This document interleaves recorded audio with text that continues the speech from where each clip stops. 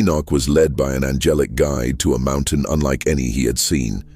Its face was carved not by wind or water, but by something older, deliberate. The stone rose like a dark wave frozen in time. Within it yawned 4 immense hollows, deep enough to swallow the world's echoes. The angel told him these were the waiting places of souls. The first hollow shone faintly, lit from within by the memory of dawn. Here, righteous souls rested in quiet expectation. Their chamber was peaceful, untouched by earth's turmoil. Enoch felt warmth, a promise that justice was not illusion, but destination. The second hollow was dimmer, its air heavy with sorrow. For those who harmed not out of malice but weakness or ignorance. Their souls lingered in twilight, aware of failings, yearning for restoration. The third hollow was darker still, echoing with unrest. These were souls who embraced violence, spilling blood unjustly. Their chamber felt like a wound in the mountain, the weight of their deeds pressed down like stone. The fourth hollow, Enoch could barely look. It was a void without light, sound, or comfort of form. This was for the truly wicked, delighting in corruption and cruelty. The air felt colder than shadow, the mountain recoiling. Enoch stood in silence, understanding the mountain was not landscape, but a map of moral reality.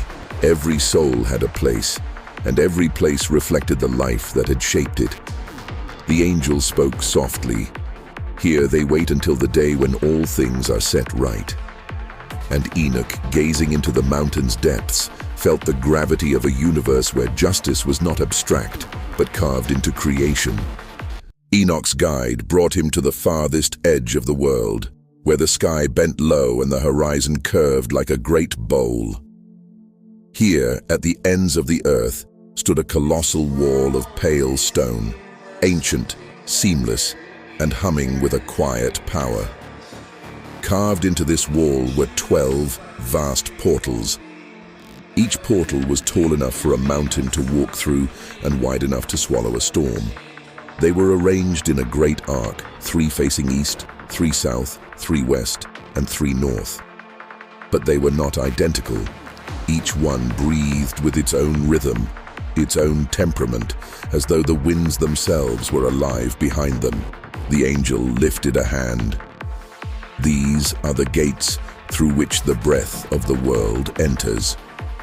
From the first eastern portal came a wind bright and sharp, carrying the scent of dawn. It was the wind that wakes the world.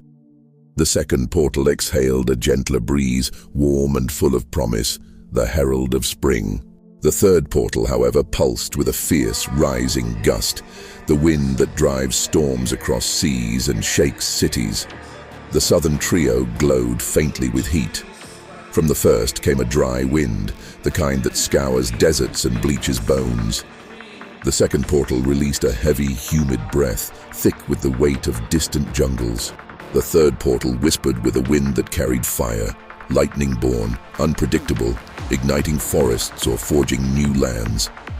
The western portals were veiled in mist. The first exhaled a cool, steady wind that carried the smell of rain. The second portal breathed out the dew of evening, a soft moisture that settled on fields and nourished the earth. The third portal rumbled with a deeper force, the wind that drives great waves, that shapes coastlines, the sea's ancient authority. The northern portals were the most formidable. From the first came a wind like a sigh of winter, crisp and clean. The second portal released snow in slow, drifting spirals, as though time itself had grown cold. But the third portal was a roaring void, a gate of ice and fury. From it burst blizzards that bury mountains. Enoch stood before the 12 portals, feeling each wind brush against him. Warmth, cold, moisture, fire, gentleness, violence.